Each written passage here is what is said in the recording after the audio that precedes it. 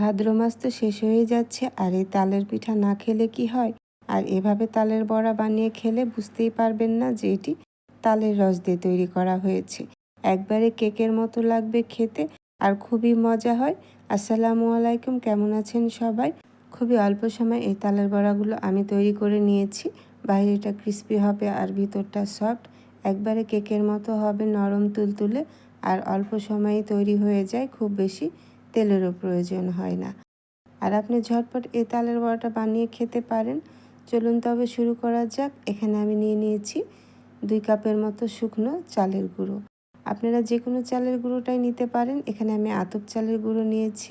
আরও আমি দিয়ে দিলাম হাফ কাপ আটা। এখানে আপনারা আটা অথবা ময়দাও দিতে পারেন।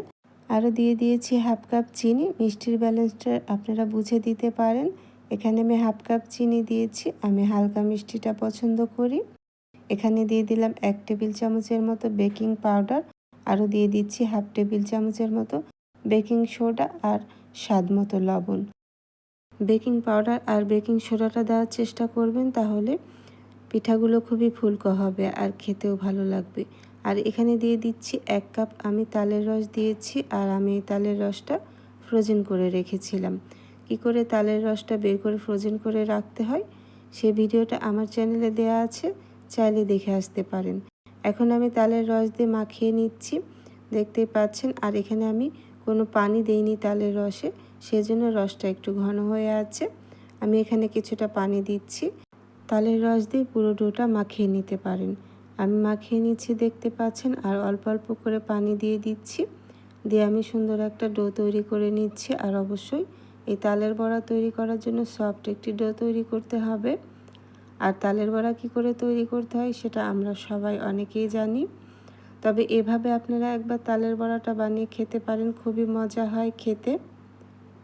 দেখতেই পাচ্ছেন আমি তালের বড়ার এই ডোটা তৈরি করে নিয়েছি, সফট একটা ডো তৈরি করেছি। আর এই ডোটা রেস্টে রাখার কোনো প্রয়োজন নাই, সঙ্গে সঙ্গে ভেজে নিতে পারবেন। আর এই তালের বড়াটা কেকের মতো লাগার একটি কারণ হচ্ছে ডিমের কুসুম। এখানে আমি সাদা অংশটা দিইনি, ডিমের কুসুমটা দিয়েছি, দিয়ে আবারও মাখিয়ে নিচ্ছি। আমি এখানে একটি ডিমের কুসুম দিচ্ছি, আপনারা চাইলে 2টি ডিমের কুসুম দিতে পারেন।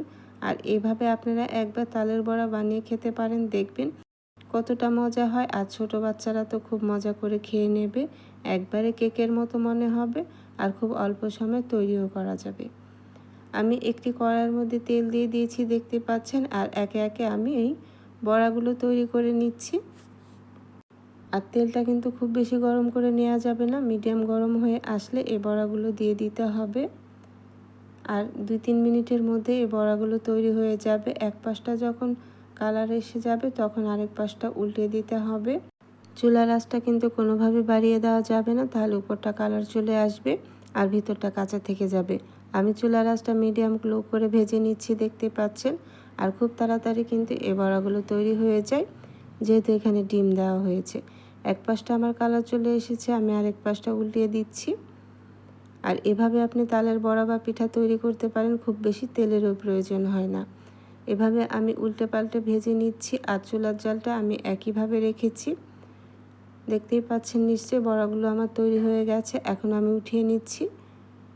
আর দেখতেই পাচ্ছেন তেলগুলো কিন্তু ওইরকমই আছে, খুব বেশি তেল লাগেনি। এভাবে আমি আবারও সবগুলো পিঠা এভাবে বানিয়ে নিচ্ছি। আপনি মেহমান ঘরে বসিয়ে থেকে এভাবে তালের বড়া বানিয়ে দিতে পারেন, আর খেতে তো খুবই মজা হয়।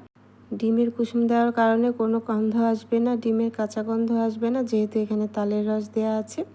তালের ঘ্রাণের জন্য এই পিঠাটাতে ডিমের কোনো কাঁচা অংশের গন্ধ আসবে না। দেখে নিশ্চয়ই বুঝতে পারছেন খুব বেশি তেলেরও প্রয়োজন হয়নি। এভাবে আমি সবগুলো তালের বড়া তৈরি করে নিয়েছি। আর খেতে তো অসম্ভব মজা হয়েছে। কেউ বলবে না তালের বড়া বা তালের পিঠা তৈরি করা হয়েছে, সবাই বলবে যে এটি একদম কেকের মতো লাগছে, আমরা কেক খাচ্ছি। এতটাই মজা হয় আর খুবই অল্প সময় আর সহজেই তৈরি হয়ে যায়। একবার বাসায় অবশ্যই ট্রাই করে দেখতে পারেন। আর ট্রাই করে আমাকে কমেন্ট করে জানাবেন কেমন হয়েছে আপনাদের এই তালের পিঠাটি। আমি ভেঙে দেখাচ্ছি, দেখতেই পাচ্ছেন নিশ্চয়ই। ভিতরটা একেবারে সফট, নরম তুলতুলে, আর বাইরেটা ক্রিস্পি হয়েছে। আশা করছি আজকে আমার এই সহজ রেসিপিটি আপনাদের ভালো লেগেছে। রেসিপিটি ভালো লাগলে অবশ্যই আমার চ্যানেলটি সাবস্ক্রাইব করে রাখবেন ও একটি লাইক, কমেন্ট, শেয়ার করে দেবেন। আর যারা ফেসবুক পেজ থেকে আমার এই তালের বড়ার ভিডিওটি দেখছেন তারা অবশ্যই আমার ফেসবুক পেজটি ফলো দিয়ে রাখবেন ও একটি লাইক কমেন্ট শেয়ার করে দেবেন। আজ বিদায় নিচ্ছি, চলে আসবো আবার অন্য কোনো নতুন ও সহজ রেসিপি নিয়ে। আল্লাহ আপনাদের ভালো রাখুন, সুস্থ রাখুন, ভালো থাকবেন সবাই। আল্লাহ হাফিজ।